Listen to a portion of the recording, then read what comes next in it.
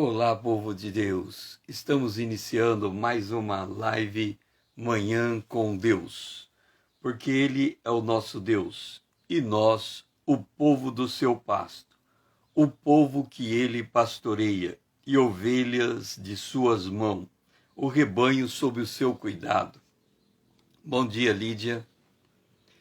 Nesta Manhã com Deus, a Arca da Aliança está posicionada em Atos, no capítulo de número 5, o versículo 21.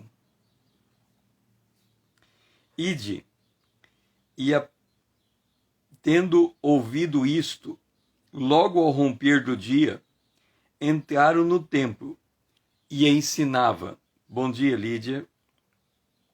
Chegando, porém, o sumo sacerdote e os que com ele estavam, convocaram o sinédrio e todo o senado dos filhos de Israel e mandaram buscá-los no cárcere.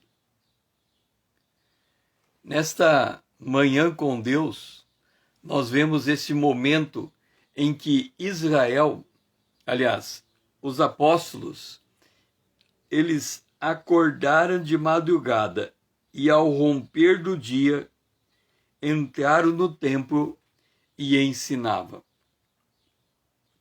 Pelo jeito, não é só nós que temos esta mania de acordar de madrugada. Aqui nós encontramos os apóstolos também de madrugada, já na presença de Deus, no templo. E eles estavam ensinando a palavra de Deus. Quando nós falamos de vida cristã, de vida com Deus, e nós lembramos do convite de Jesus para entrarmos no descanso dele, ele diz: vinde a mim vocês que estão cansados e oprimidos, e eu vos aliviarei.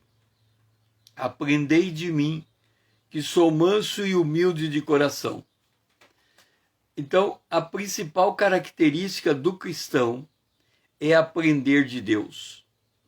É um desejo intenso para estar sempre conhecendo mais do Senhor. Isso tem que fazer parte da nossa natureza. E quando Jesus define vida eterna, ele define desse modo: a vida eterna é que conheçam a Deus e que conheçam a Jesus, aquele a quem a Deus enviou. Então, se vida eterna é conhecimento de Deus, significa que nós vamos passar toda a eternidade para tentar conhecer de Deus o que se pode ser conhecido, e toda a eternidade não será suficiente para nós termos este conhecimento. Esse conhecer de Deus ou aprender de Deus, quando nós nos reportamos à eternidade, se nós formos olhar só sob a ótica da criação, significa conhecer de Deus. Quanto tempo eu levaria, por exemplo, para esgotar o conhecimento de engenharia? Quanto tempo eu levaria na eternidade para esgotar o conhecimento de medicina? Ou quanto tempo eu levaria na eternidade para esgotar o conhecimento da astronomia? Levando em conta que na eternidade eu vou poder visitar qualquer parte do universo. E nós estamos falando de bilhões de anos-luzes.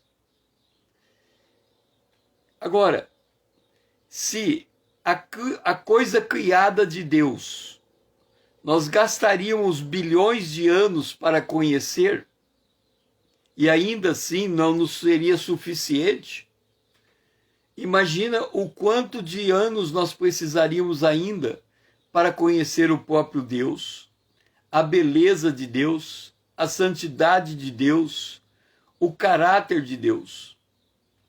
Então, quando nós olhamos para a igreja aqui, a igreja primitiva, para os discípulos e para os que estão sendo discipulados e para os apóstolos, nós encontramos eles sempre reunidos, buscando conhecer mais de Deus. Isso significa que nós conhecemos tanto de Deus quanto nós desejamos conhecer de Deus.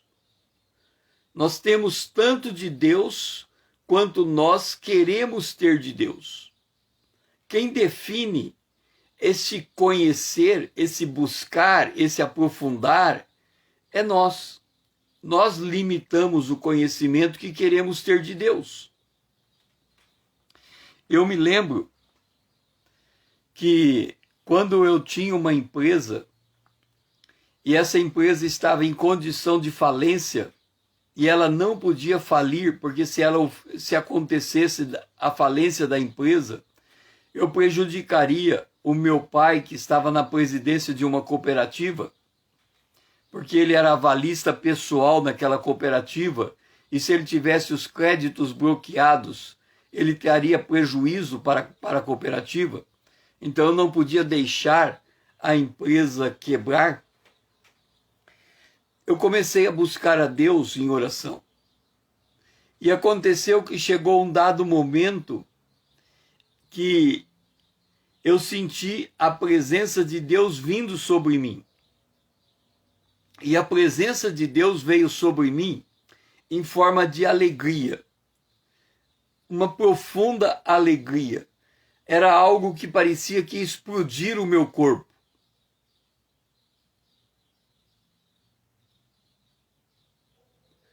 E pelo tempo e pelo desejo de conhecê-lo com profundidade. Nós precisamos de tempo e intensidade de querer conhecer.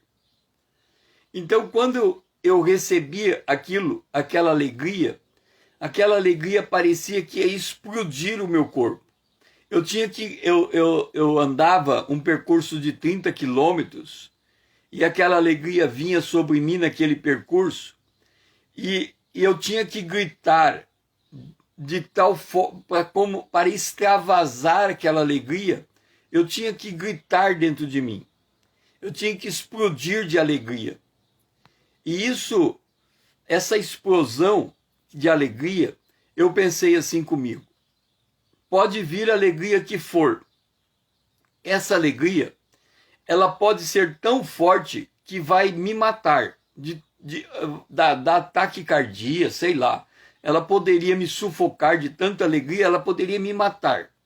Mas eu não ia pedir para essa infusão de alegria que eu estava recebendo parar. Por quê? Porque eu não saberia no futuro o quanto daquilo eu estaria precisando.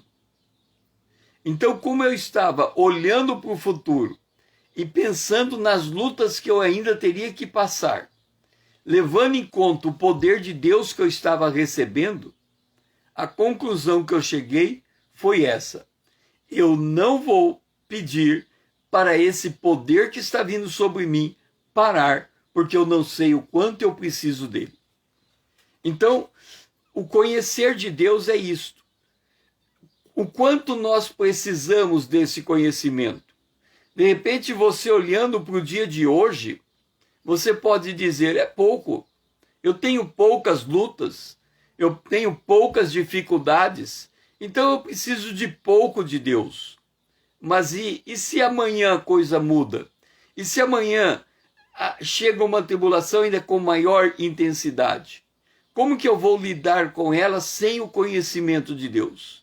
Então hoje, que é um dia de paz, hoje que é um dia em que eu posso me deleitar diante de Deus, e nós vimos na live anterior, de que a gente tem que chegar diante do trono da graça, sabendo que vamos ser socorridos em tempo oportuno.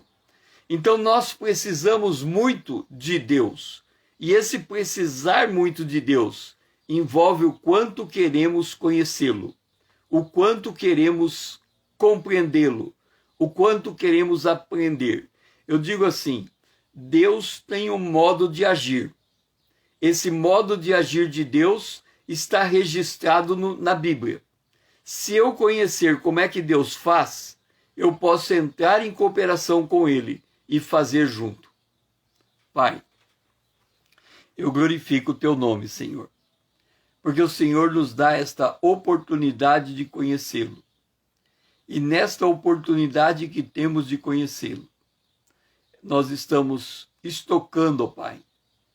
Nós estamos nos capacitando, Senhor, para os dias que estão por vir, para podermos estar na Tua presença, usufruindo de Ti, no conhecimento de quem o Senhor é, no conhecimento da Tua beleza, no conhecimento da Tua santidade, no conhecimento do Teu caráter. Essa é a nossa oração, em nome de Jesus. Amém.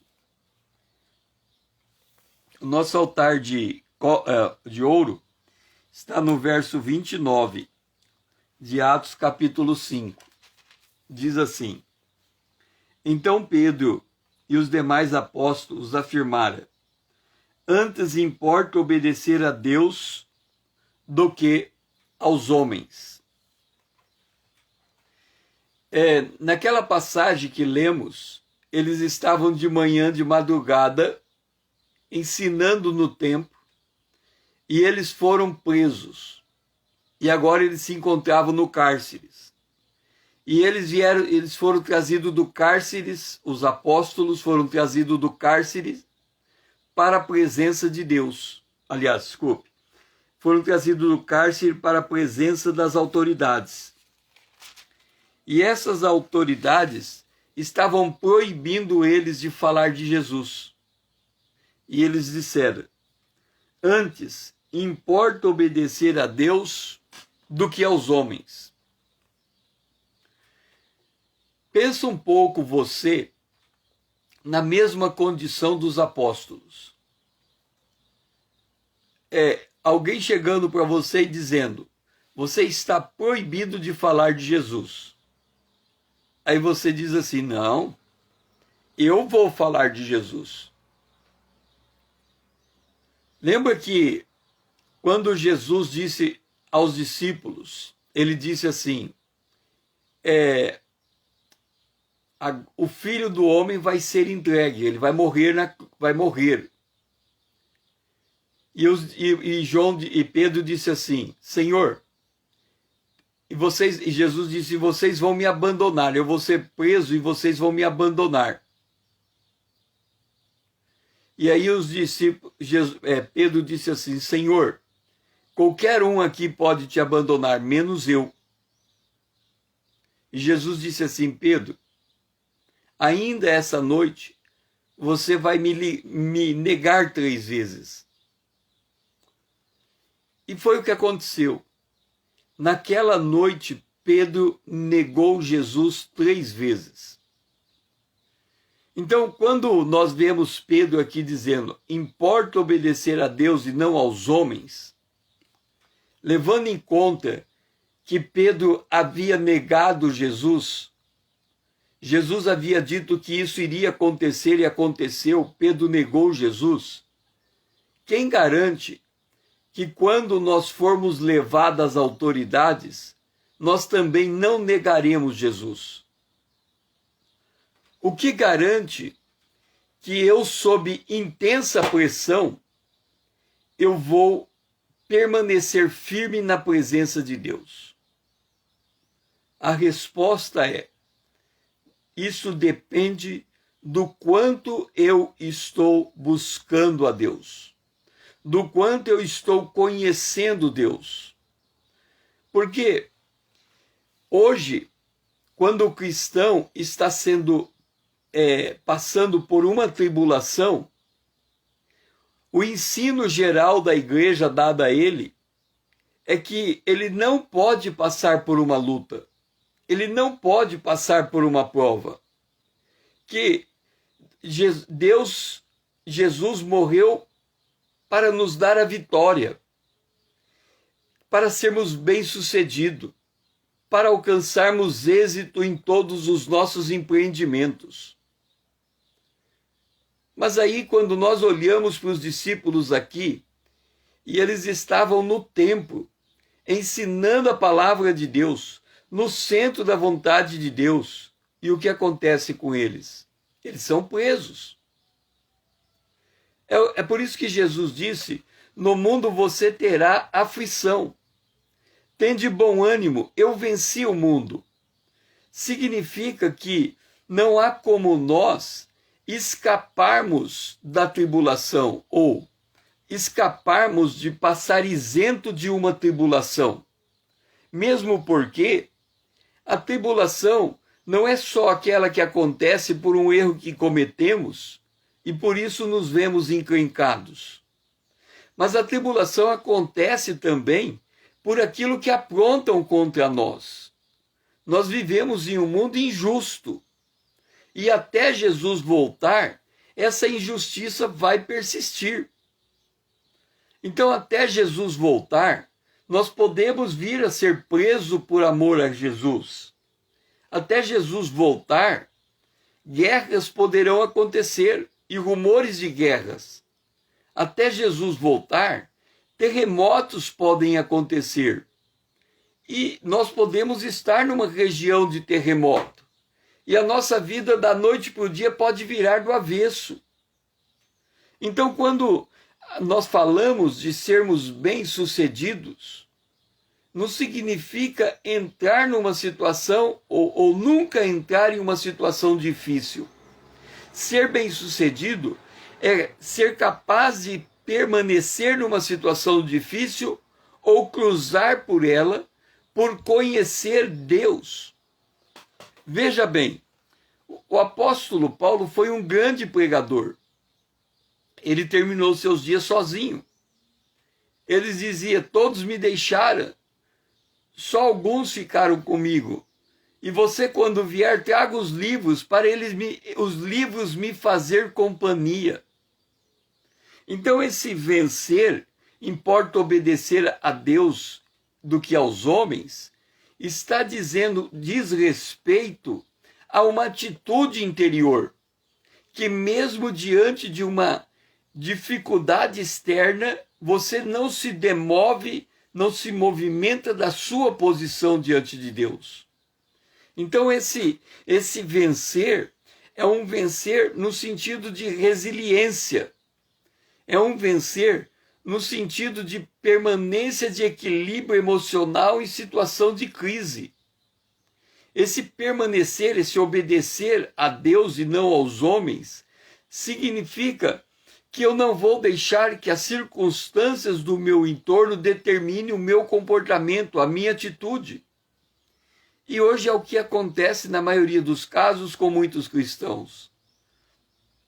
Qualquer coisa está perturbando ele, entristecendo ele, abatendo ele. Quer dizer, a sua resiliência é muito pequena diante da opressão, diante da luta. Ela é muito pequena diante das dificuldades. Então, quando nós falamos dessa condição de ter força, de ter poder, nós temos que lembrar que Jesus disse aos discípulos: fiquem em Jerusalém até que do alto sejais revestidos de poder. E eles tiveram o revestimento de poder, e conhecendo o poder que havia neles, que é a presença do Espírito Santo, eles disseram: nos importa obedecer a Deus e não aos homens, porque eles conheciam Deus por intimidade com Deus, por comunhão com Deus, por levantar de madrugada e aprender de Deus ou ministrar de Deus. Então, por causa da intensidade desse relacionamento, esse relacionamento se tornou uma aliança, e uma aliança que não se quebrava, uma aliança que permanecia de pé diante de situação adversa. E é esta aliança que temos que ter com Deus, uma aliança que permanece de pé diante de situação adversa. Pai, nós oramos a Ti, porque o Senhor nos chama para um nível de comunhão contigo, que mesmo na adversidade, a gente não nos demova, nós não demovamos da nossa posição diante de Ti. Nos ajuda, Senhor, a ter esse relacionamento íntimo contigo que nos fortalece na hora da oposição. Nós oramos em nome de Jesus, teu Filho amado, a quem nós amamos. Amém. Agora nós vamos para os versos 22 e 23. Seja bem-vindo, irmão Paulo. Atos 5, 22 e 23. Mas os guarda, indo, não os acharam no cárcere, e tendo voltado relataram, dizendo: achamos o cárcere fechado, com toda segurança, e as sentinelas nos seus postos juntos às portas, mas abrindo-as a ninguém encontramos dentro. Note uma coisa.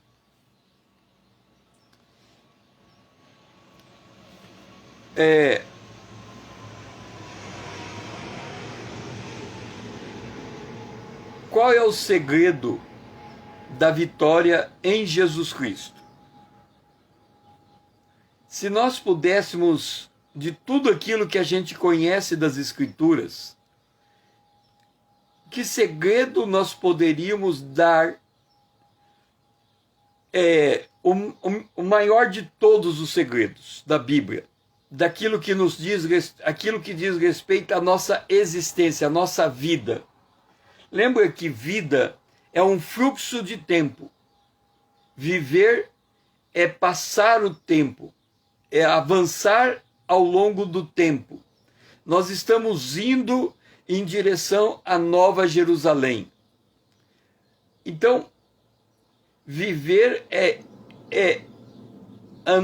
andar com Deus. Quando nós falamos de vida, nós falamos de uma coisa que está em movimento. Então, quando nós falamos de vida, nós não falamos de zona de conforto. Nós não falamos de passividade das condicionantes. Imagina você, se você todo dia tivesse uma rotina de dormir, acordar, tomar o café da manhã, sentar numa cadeira, passar o dia inteiro na cadeira, só se levantar para comer e voltar a sentar. E aí você termina o dia, você come de novo, toma o seu banho e volta a dormir. E levanta e repete o dia. Todo dia a mesma coisa, nada de diferente. Você vai pegar essa descrição que eu estou dando e vai dizer assim: isso não é vida. Se eu tiver que viver desse jeito, como que vegetando, eu prefiro morrer. Então a pessoa avalia a vida como algo que tem movimento, como algo que tem desafio, como algo que tem realização. Então, se vida é movimento, se vida é realização, e se nós somos como uma ovelha diariamente levada a um matadouro, isso significa que a tendência desse dia é tudo dar errado no meu entorno. Por que a tendência desse dia é de tudo dar errado? Porque o mundo tende para o caos. O mundo tende para a desordem. O mundo tende para o desfazimento. Porque o mundo está caído. Porque a terra geme pela expectativa da manifestação dos filhos de Deus.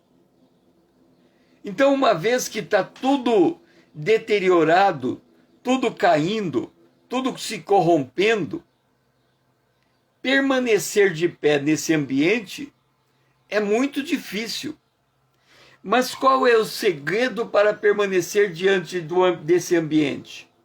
O segredo é não resistir ao mal.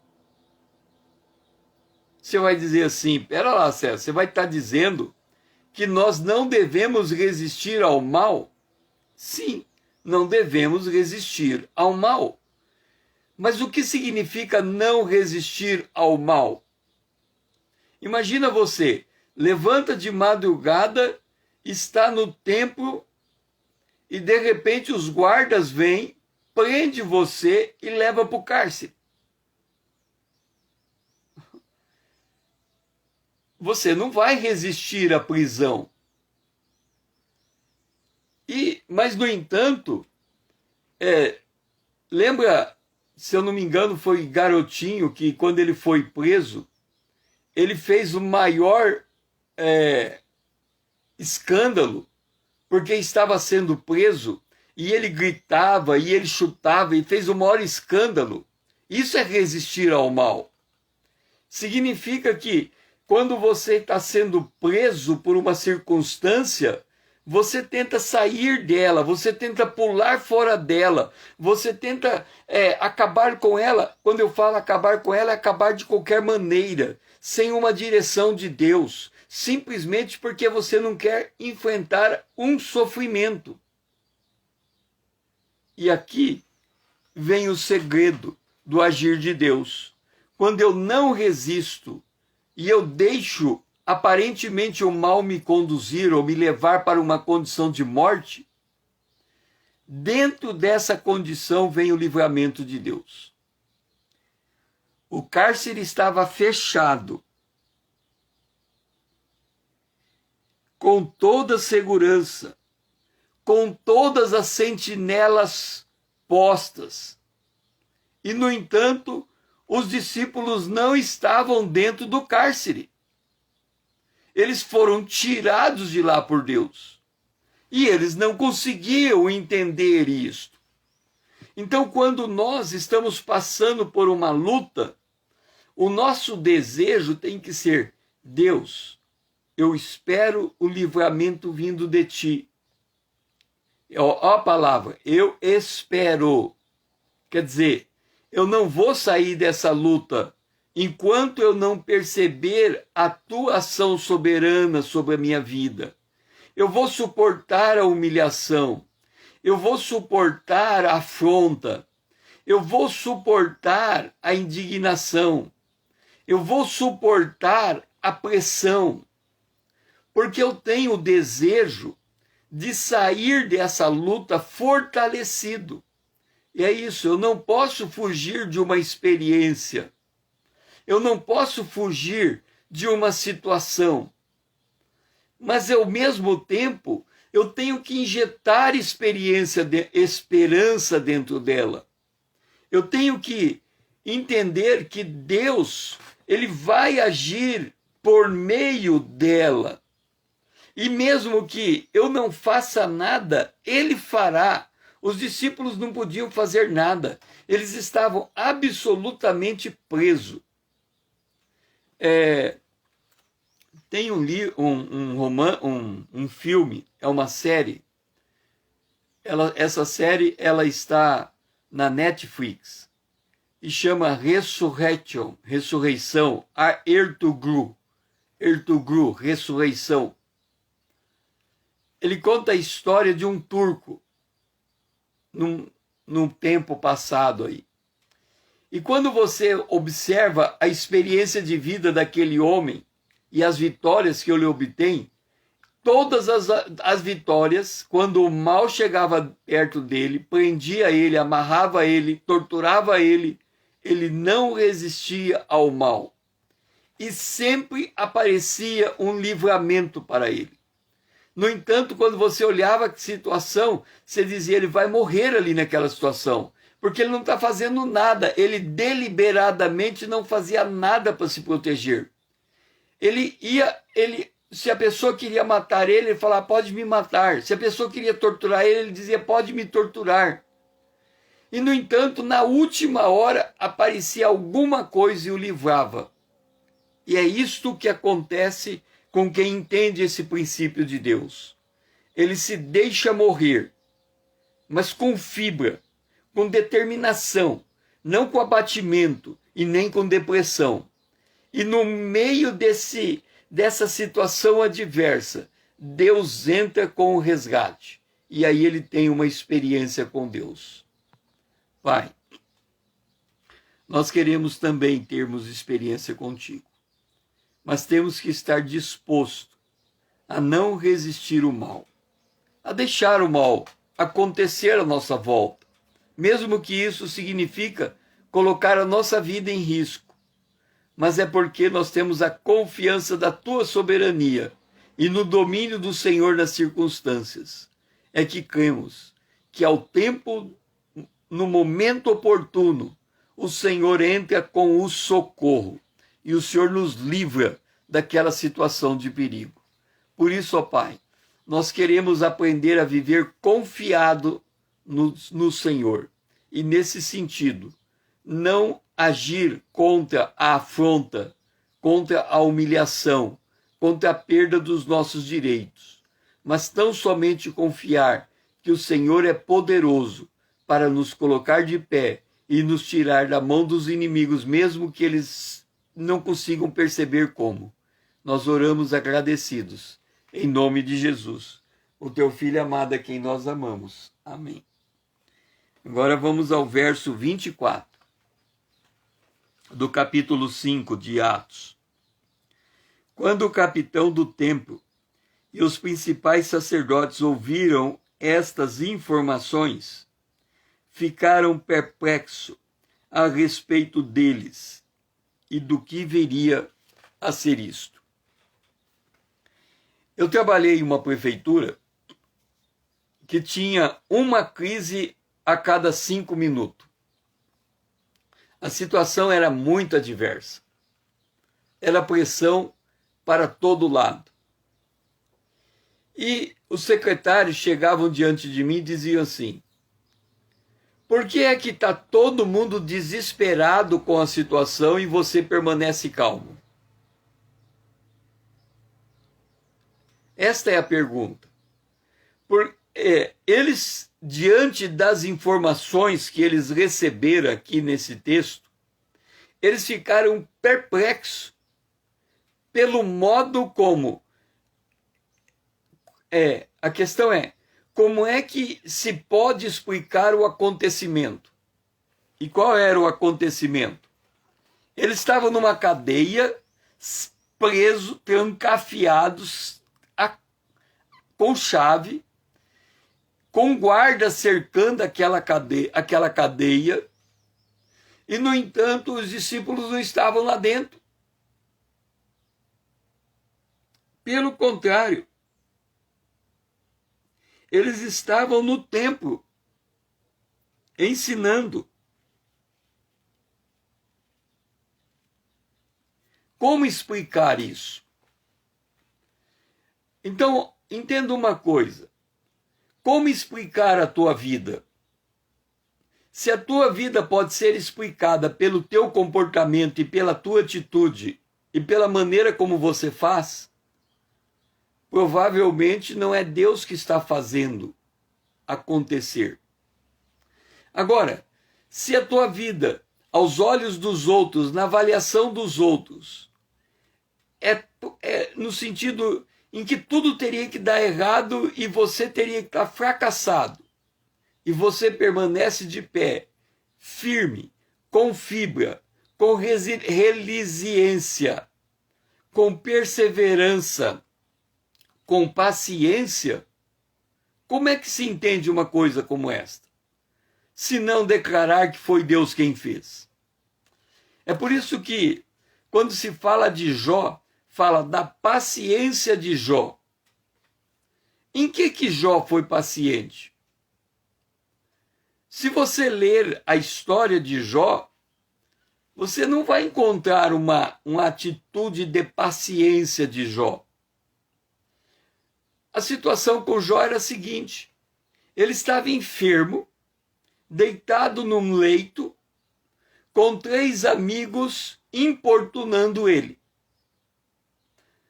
O amigo que melhor falou de Jó comparou Jó com asno, com burro. Ele falou: é mais fácil nascer um asno inteligente do que cair entendimento na tua cabeça, Jó. Jó, ele ficou absolutamente desesperado. Ele dizia: risque dos anos o dia do meu nascimento. Eu devia ser um abortivo.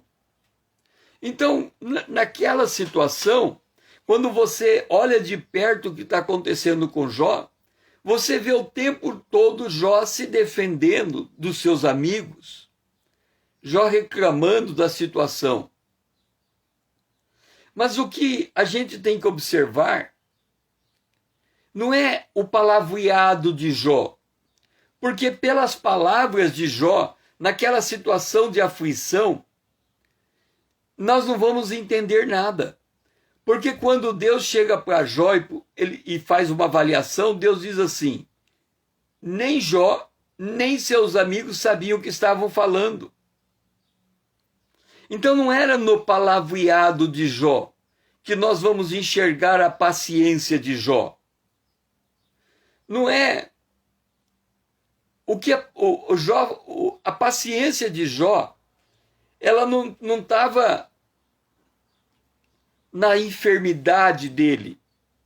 A enfermidade dele era tão grande que ele se coçava com telhas e saía carne na telha quando ele passava a telha para coçar.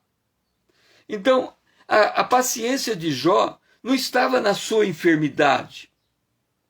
A paciência de Jó não estava na importunação dos seus amigos. Não era isso que fazia Jó ser um homem paciente.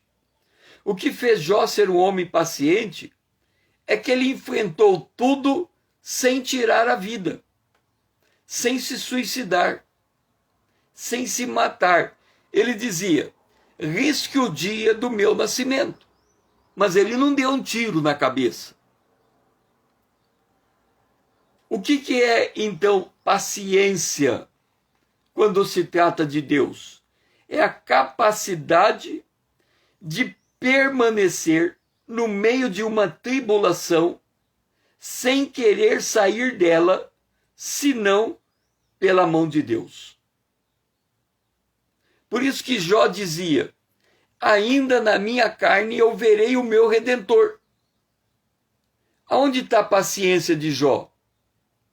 É que, mesmo que a vida dele acabasse, mesmo que a morte tomasse conta, e ele não ia resistir à morte, ele ia deixar morrer, mesmo que isso acontecesse, ele haveria de ressuscitar e ver o seu Salvador, o seu Redentor.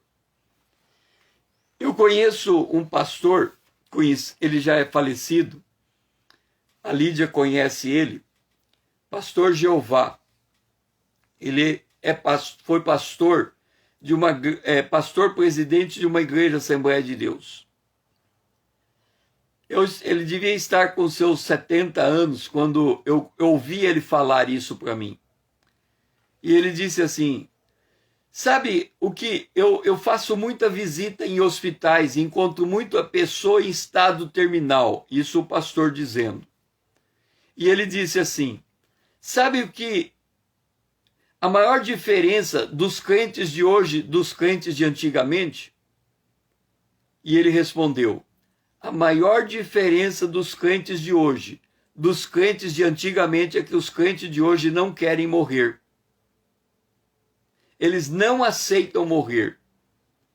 E eu vou para UTI, visitar crente na UTI, ele não tem mais condição de permanecer vivo. A condição física do seu corpo é uma condição de se ele permanecer vivo, ele vai ficar vegetando numa cama. No entanto, ele não aceita morrer. Ele prefere ficar vegetando numa cama a deixar Deus levá-lo. Ele tem uma resistência contra a morte. E aí, por causa dessa resistência, ele prefere permanecer na cama sofrendo, a se deixar morrer. Então, a paciência de Jó era uma paciência de que ele permaneceria na tribulação, e se Deus quisesse levá-lo da tribulação através de uma experiência de morte, ele não iria resistir, ele deixaria acontecer. Então ele tinha uma paciência no sentido de suportar a vida, o fardo da vida, sabendo que Deus tomaria cuidado e livraria no tempo adequado. Pai, que nós possamos entender, Senhor, que a paciência é a arte de resiliência. Mesmo quando o nosso palavreado não está de acordo com a nossa resiliência, a nossa confiança em Ti. Por isso, Senhor, ensina-nos a ser resiliente, paciente diante da prova, mas na esperança da interveniência divina, porque é isso que faz a diferença no cristão. É ele ser paciente na esperança da interveniência divina. É a nossa oração, em nome de Jesus, o teu Filho amado a quem nós amamos. Amém. E o verso 25. Nesse interim, alguém chegou e lhes comunicou: eis que os homens que recolhestes no cárcere estão no templo ensinando o povo. O apóstolo Paulo, ele fala desse tipo de resiliência. A resiliência diante de Deus é uma resiliência cheia de esperança. Não é uma resiliência passiva. Porque muitos dizem assim: quando eu estou numa prova, olha o que o crente diz. Quando eu estou numa prova, se tem uma coisa que eu não perco é minha fé.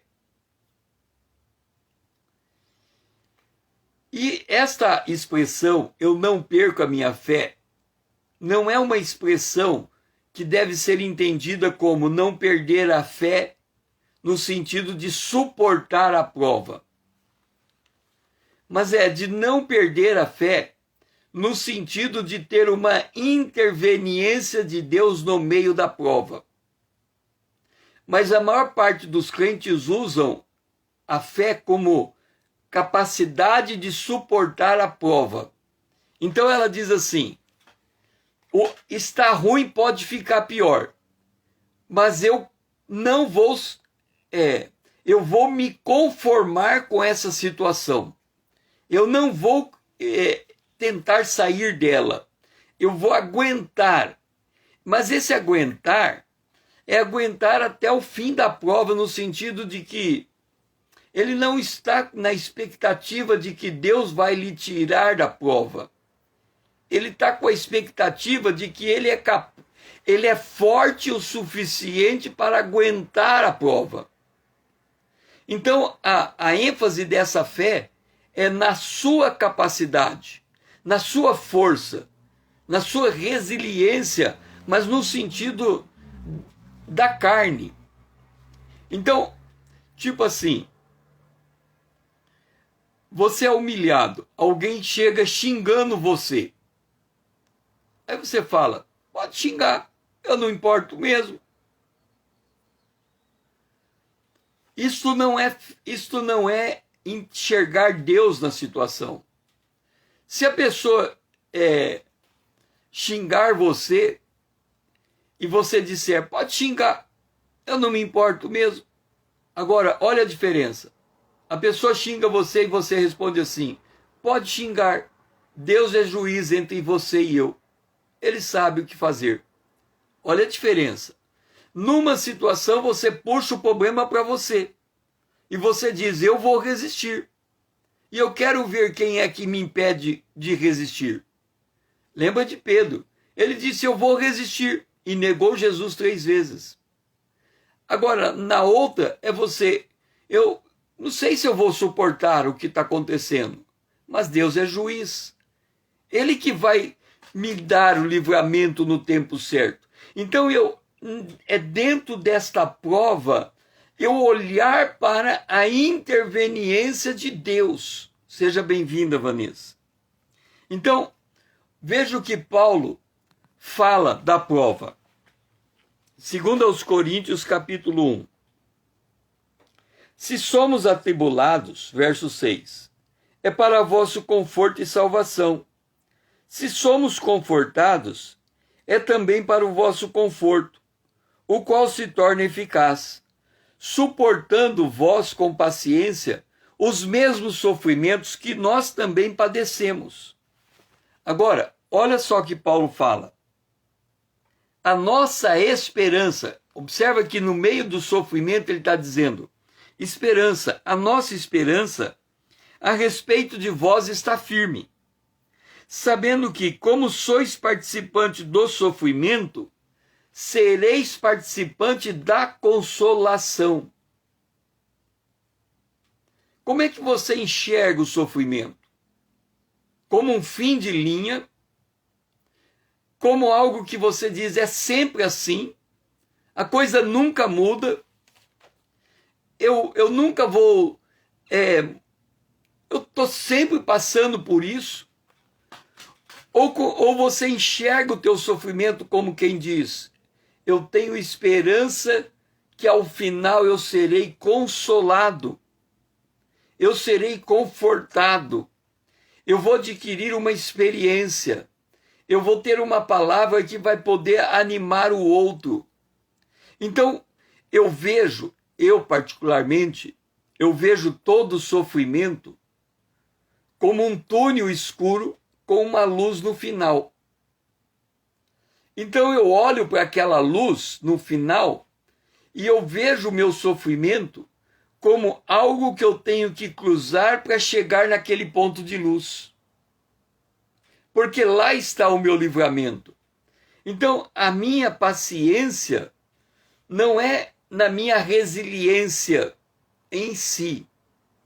A minha paciência é na intuição, na percepção, na visão, que de algum modo Deus vai entrar com livramento. Então eu estou o tempo todo na prova, buscando entender o propósito de Deus, a vitória que vem de Deus, a interveniência de Deus.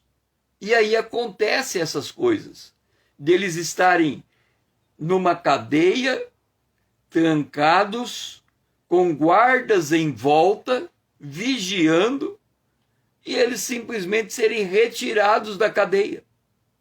Mas olha a atitude deles, quando é dito no verso 25. Nesse interim, alguém comunicou, os homens que estavam presos estão de volta ensinando.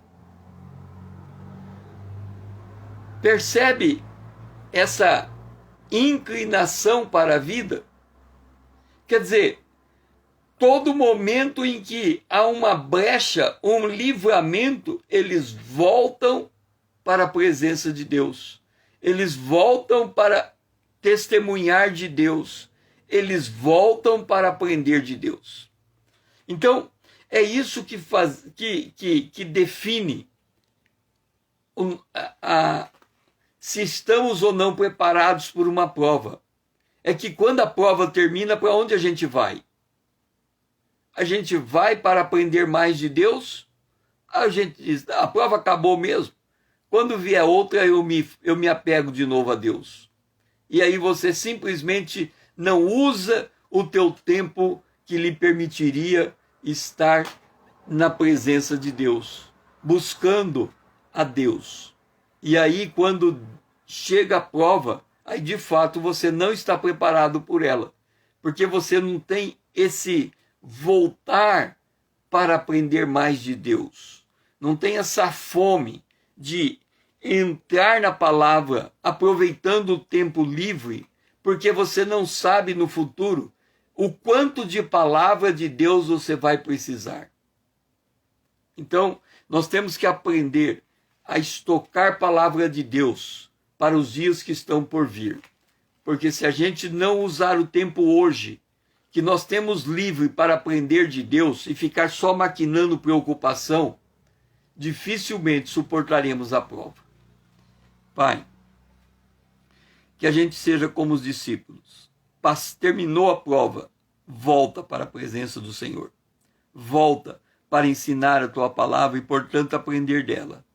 Que nós possamos ter essa, Senhor, essa esperança no meio da prova. Uma esperança firme que não nos deixe esmorecer. Nós oramos em nome de Jesus, o teu Filho amado a quem amamos. Amém. E agora, no verso 26 em diante, do 26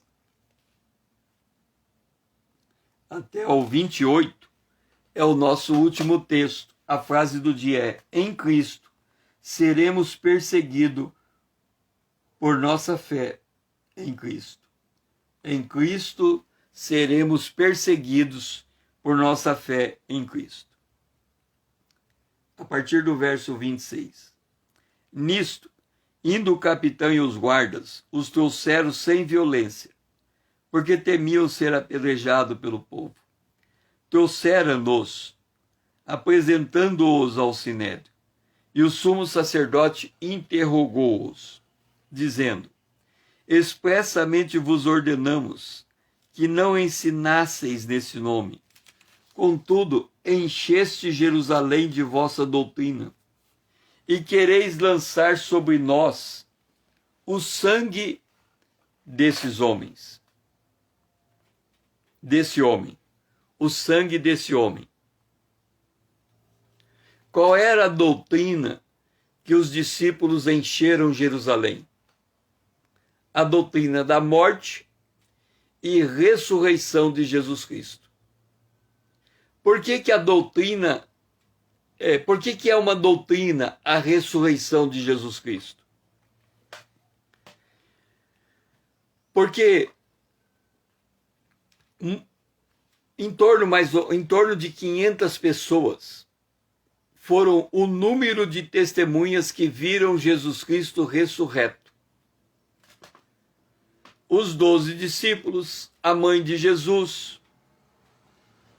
Dos 500 que viram Jesus ressurreto, só permaneceram firmes na hora que veio o Espírito Santo 120. Então, somente umas 500 pessoas sabem que Jesus Cristo ressuscitou por ver Jesus. Jesus disse a Tomé: Tomé, toca na minha mão, sou eu. Então eles foram testemunhas de ver a morte de Jesus na cruz, viram Jesus morrer na cruz, e depois eles viram Jesus ressuscitado, saíram contando para os outros, foram até onde Jesus estava. Só que depois Jesus foi para o céu, e o céu o recolheu. Agora, vai provar a ressurreição de Jesus. A gente fala assim, hoje a gente diz assim, a prova que Jesus morreu é que o túmulo está aberto. Mas isso não é prova, porque qualquer pessoa que morrer numa caverna qualquer e passar 2000 anos enterrada naquela caverna, se você abrir lá, não vai ter nada, nem pó. Então, não tem como provar que Jesus morreu, porque hoje a gente diz assim, o túmulo está aberto. Fisicamente, nós não temos como elaborar essa prova. Então, a prova da morte de Jesus se tornou uma doutrina. Então, para eu provar que Jesus ressuscitou, e isso se tornou uma doutrina, eu tenho que pegar de Gênesis ao Apocalipse e mostrar, através do que está escrito, por que Jesus tinha que morrer, como Jesus ressuscitou. E aí eu vou dizer, olha, os evangelistas Mateus, Marcos, Lucas e João, eles estavam lá naquele período. Mateus ele foi discípulo de Jesus. Ele era um dos 12, João também. Então, dos 4 evangelistas, 2 eram discípulos. Eles viram Jesus morrendo e viram Jesus ressuscitar. Então, Jesus ressuscitou porque estava escrito no Antigo Testamento que ia acontecer. Então, isso é doutrina. É dar veracidade a um fato quando o fato não mais é passível de prova pelo fato em si. Então, tudo na palavra de Deus é doutrina. Nós temos a doutrina da ressurreição, a doutrina da transformação do corpo em glória, a doutrina da glorificação do corpo, a doutrina do Espírito, a doutrina de Cristo, a doutrina da igreja, a doutrina dos anjos. Tudo isso são doutrinas. E para que nós possamos ter certeza destas coisas, nós temos que aprender a doutrina. Tem muita gente que diz, eu não gosto de teoria, eu só quero prática. Mas como que você vai construir uma prática em cima de andar com Deus, se você não conhece a doutrina de Deus? Se você não conhece o agir de Deus? Se você não conhece o modo como Deus salva? É como um cego andando sem ter visão de nada e querer desenhar o mapa da sua caminhada. Ele não tem referenciais. Ele não consegue perceber o seu entorno. Então ele não pode descrever o que não vê. Também nós não podemos viver uma esperança que não conhecemos a razão da nossa esperança.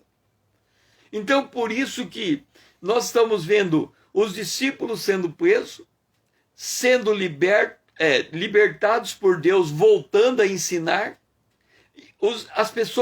as autoridades indo aonde Jesus estava ensinando, trazendo de novo indo aonde os discípulos estavam ensinando, trazendo os discípulos de volta para a presença dos sacerdotes, questionando eles e eles dizendo, importa obedecer a Deus do que os homens. Mas quem são esses que dizem tais coisas? São pessoas que tiveram experiência com Deus, que conheciam Deus, ao ponto de poder ensinar acerca de Deus, acerca de Jesus, ao ponto de ter uma doutrina para passar. E nós também temos que conhecer nesse nível, nessa profundidade, porque as experiências da vida são profundamente adversas. Elas se impõem contra nós. Veja só, eles estavam no templo ensinando, e por contra a vontade deles, eles foram retirados do templo e levados perante as autoridades, contra a vontade deles. Na live de ontem nós enfatizamos muito isso, que o servo não é maior do que o Senhor, e que se chamar o Senhor de Beelzebu, quanto mais os servos, que há essa identidade nossa com o sofrimento de Cristo. Isso é inerente à vida. A gente não escolhe, vai acontecer, não é porque a gente quer ou não quer, não é porque a gente está pensando negativamente. É porque os inimigos que nos cercam vão fazer isso conosco. Quer a gente queira, quer não. Quer a gente esteja fazendo uma coisa boa, quer não. Quer a gente esteja na casa de Deus, quer não. Isso independe de nós. O inimigo anda em derredor de nós, como um leão, buscando a quem possa tragar. Então nós vamos passar por situação difícil. Essa não é a questão. A questão é o quanto estamos estocando de Deus, aprendendo de Deus, aprofundando de Deus, ensinando de Deus, voltando para a presença de Deus para suportar o dia mau.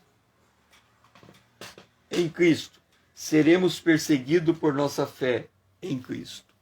Pai, que nós possamos aprender a suportar o dia mal porque estamos cheios de Deus. Por isso nos ensina, Senhor, a usar a hora que temos livre para nos colocar na Tua presença e aprender a Tua palavra. Porque nunca sabemos o dia de amanhã, o quanto da Tua palavra nós vamos precisar. Nos ajuda, Senhor, a inclinar o nosso coração para a Tua presença e em todo tempo buscar a Tua face e a Tua palavra. É a nossa oração, em nome de Jesus, o Teu Filho amado a quem nós amamos. Amém. Foi muito bom ter você comigo nesta manhã. Está chegando o Natal, 24 para 25. Que você tenha um feliz Natal, um próspero, uma abençoada ceia junto com tua família. Lembra de tomar todos os cuidados. Nós estamos num tempo em que temos que ser prudente, com máscara, com a higienização das mãos. Nós temos que nos cuidar nesse sentido e nos guardar. Então, faça ceias com poucas pessoas, é a orientação para uma hora como esta. Mas use todo o tempo que você tem para buscar Deus, a presença de Deus, o conhecimento de Deus. Se acontecer nestas festividades, a sua casa ficar vazia, porque cada um está tendo o seu próprio cuidado e as pessoas não estão podendo visitar umas às outras, não torne esse momento num tempo de tristeza, mas entenda esse deserto como um chamado de Deus para a intimidade com Ele. Se você, quando fica sozinho, não consegue encontrar prazer de estar com Deus, dificilmente você estará bem estando com gente. Porque o nosso relacionamento com as pessoas é medido pelo nosso relacionamento com Deus. Quanto melhor, mais posicionado estamos em Deus, melhor nos relacionamos com as pessoas. Então, se você estiver numa situação de deserto, aprenda a usar esse momento para aprender de Deus. Que o Senhor seja louvado.